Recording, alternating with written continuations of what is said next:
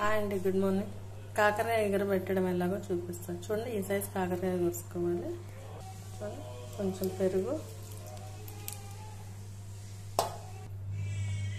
కొంచెం పసుపు,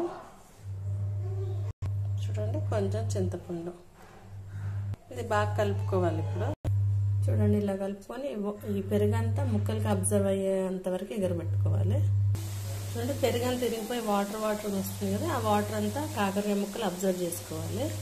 అప్పుడు వరకు ఎగరబెట్టుకోవాలండి. మధ్యలో ఎగరేస్తూ ఉండండి ముక్కల్ని. చూడండి ఎగురుతున్నాయి. ఇది చూడండి ఇంకా ఈ కలర్ రావాలండి, చేంజ్ అవ్వాలి. ఇలా ఎగరబెట్టుకోవాలి. మనం వేసిన పెరుగుతోటి ముక్కలు ఎగరలేదు అనుకుంటే కొంచెం మజ్జిగ కానీ వాటర్ కానీ యాడ్ చేసుకోవచ్చండి. నేను కొన్ని వాటర్ యాడ్ చేసుకున్నాను. ఇంకో 2 మినిట్స్లో ఎగిరిపోతాయి. చూడండి ఎగిరిపోయినాయండి. ఇప్పుడు ఒక ప్లేట్లో పెట్టుకొని ఒక 2-3 అవర్స్ ఆరనివ్వాలి. ఇవి అయిపోయింది. ఇలా ఎగరబెట్టుకోవాలి.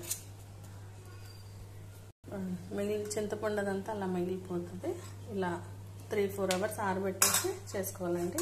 నెక్స్ట్ మళ్ళీ మీకు చూపిస్తా ఎలా చేసుకోవాలో.